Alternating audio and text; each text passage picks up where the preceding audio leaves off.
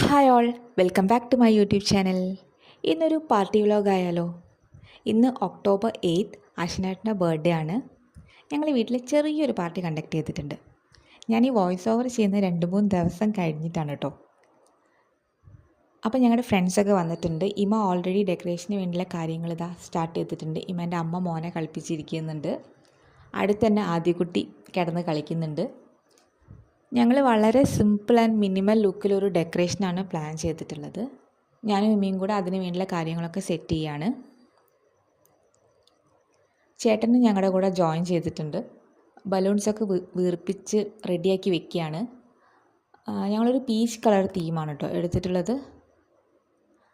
അപ്പോൾ അതേ അച്ഛനും മോനും കേക്ക് കട്ട് ചെയ്യാൻ വേണ്ടിയിട്ട് റെഡിയായി വന്നിട്ടുണ്ട്. പക്ഷേ ഇതുവരെ ഞങ്ങളുടെ ഡെക്കറേഷൻസ് കഴിഞ്ഞിട്ടില്ല. ലിവിങ് റൂമിൽ ഓൾറെഡി ഒരു ക്രീം കളർ കേർട്ടൻ ഉണ്ട്. അപ്പോൾ അതിൽ ഞങ്ങൾ കുറച്ച് ഫെയറി ലൈറ്റ്സൊക്കെ ഫിറ്റ് ചെയ്തായിരുന്നു. ഇനി നമുക്കൊരു ബർത്ത്ഡേ ബാൻഡ് വേണം.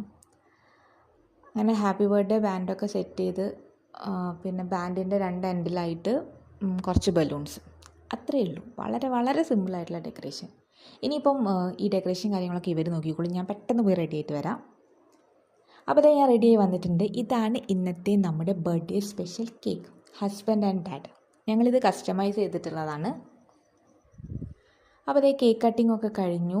വാനില ഫ്ലേവർ ആയിരുന്നു, നല്ല അടിപൊളി ടേസ്റ്റ് ആയിരുന്നു.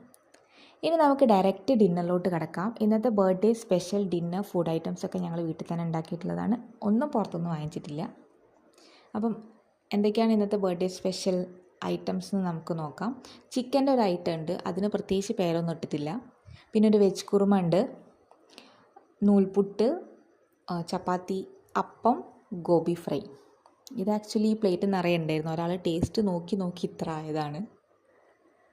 അപ്പോൾ ഇവർ കഴിക്കാൻ വേണ്ടി റെഡിയായി വന്നിട്ടുണ്ട്. ഇനി നമുക്ക് ഫുഡ് സെർവ് ചെയ്യാം.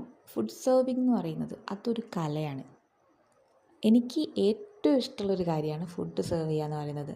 അതിൽ എന്നെ ആരെങ്കിലും ഹെൽപ്പ് ചെയ്യാമെന്ന് പറഞ്ഞ് വന്നു കഴിഞ്ഞാൽ ഞാൻ സമ്മതിക്കില്ല. കാരണം എനിക്ക് തന്നെ ഒറ്റയ്ക്ക് ചെയ്യണം.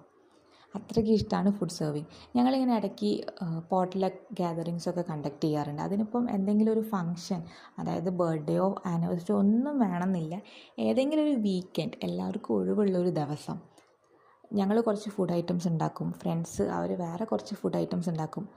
ഞങ്ങൾ ആദ്യമേ ഡിസ്കസ് ചെയ്യും എന്തൊക്കെയാണ് പ്രിപ്പയർ ചെയ്യേണ്ടതെന്ന്. അപ്പോൾ പിന്നെ നമുക്ക് സിമിലർ ആയിട്ടുള്ള കാര്യങ്ങളൊക്കെ അവോയ്ഡ് ചെയ്യാമല്ലോ. അങ്ങനെ ഫുഡൊക്കെ ഉണ്ടാക്കി ആരുടെയെങ്കിലും ഒരാളുടെ വീട്ടിൽ ഒരുമിച്ച് കൂടും. അതിപ്പം ലഞ്ചാകാം, ഡിന്നറാകാം. അങ്ങനെ എല്ലാവരും ഒരുമിച്ചിരുന്ന് സംസാരിച്ച് ഫുഡൊക്കെ കഴിക്കുക. അത് നല്ലൊരു അടിപൊളി വൈബാണ്.